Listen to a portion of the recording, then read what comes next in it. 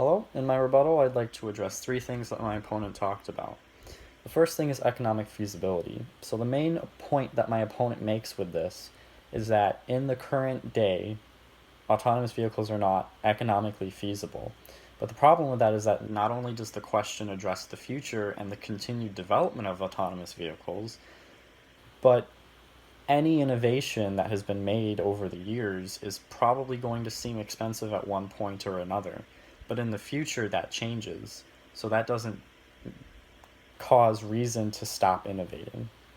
The second point I'd like to address is the quote from Paul McDuffie that he uses, in which Paul McDuffie states that crashes are inevitable during the testing and development of autonomous vehicles.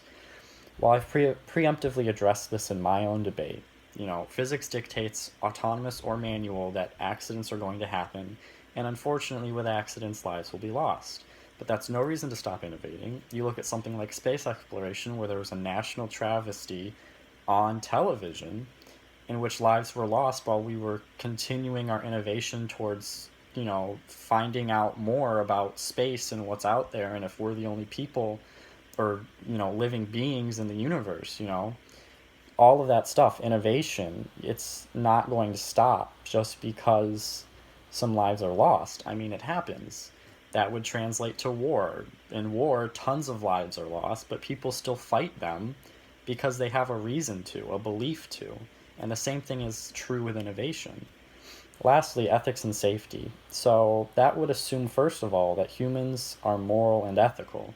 We engage in plenty of immoral and unethical things that happen sometimes as a byproduct of things we do, and we're not even consciously being unethical or immoral.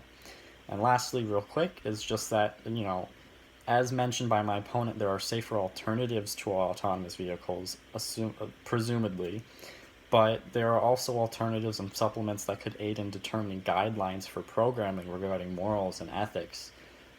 Committees that could be made to make these guidelines that are professionals in the field. So, using his own reasoning, there's no reason to stop moving towards them because there are things that we can do to try and make this as moral and ethical as of a vehicle and a situation as possible. So, thank you very much.